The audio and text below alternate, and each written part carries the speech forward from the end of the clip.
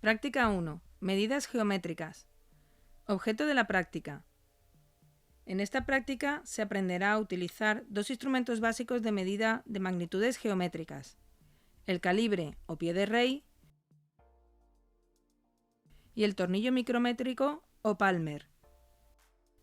Adicionalmente, usaremos una balanza electrónica para medir masas y a partir de ellas densidades, y una cinta métrica para medir longitudes no rectilíneas, como el perímetro de una circunferencia. Fundamento teórico.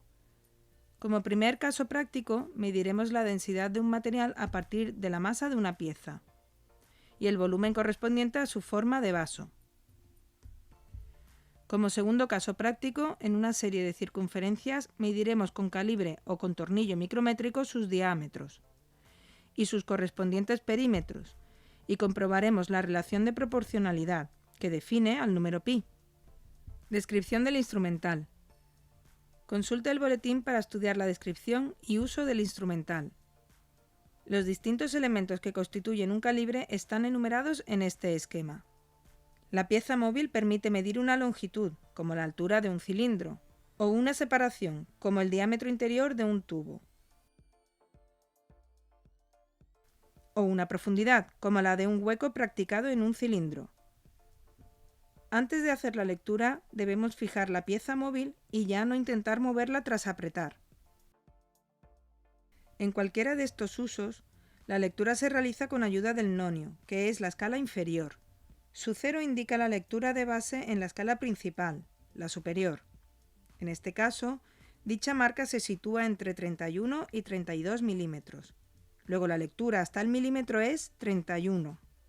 Para determinar las décimas de milímetro que se añaden, e incluso la mitad de una décima, debemos buscar la coincidencia de una marca del nonio con una de la escala principal. En este caso, la coincidencia tiene lugar con la marca entre el 5 y el 6. Luego la lectura total es 31,55 milímetros con un error de 0,05 milímetros. Los distintos elementos que constituyen un tornillo micrométrico están enumerados en este esquema. Con el tornillo micrométrico solo podemos medir grosores, como diámetros o alturas de cilindros. Debemos accionar el Palmer girando la perilla, no el tambor graduado.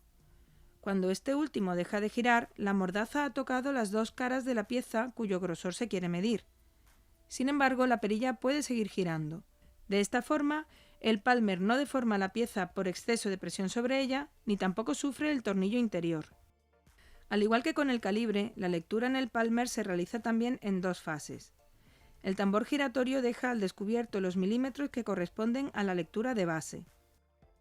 Existe una marca equidistante entre un milímetro y el siguiente. Por otra parte, el tambor da dos vueltas completas por cada milímetro avanzado, es decir, una vuelta entre una marca y la siguiente.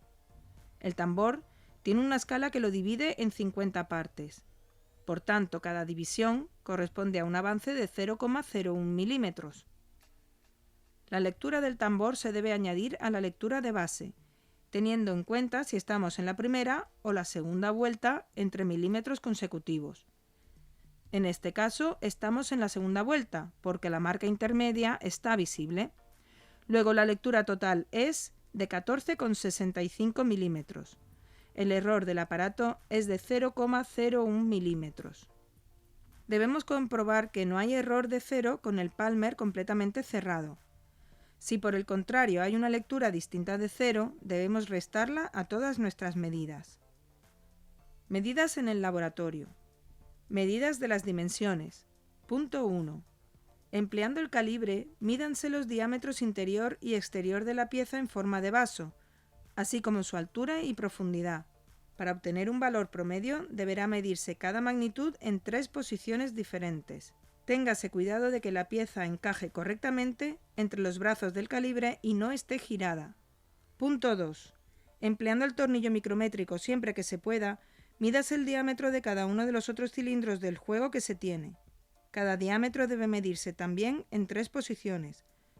Para aquellos cilindros cuyo diámetro exceda la máxima abertura del tornillo, empléese el calibre.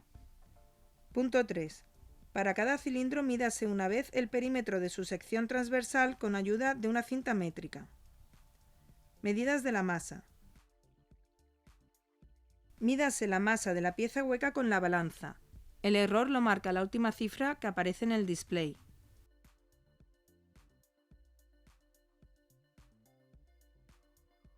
Análisis de los datos. Complete la ficha de laboratorio siguiendo las instrucciones del boletín de la práctica y no olvide responder a las cuestiones relativas a la realización de la práctica que aparecen al final del boletín.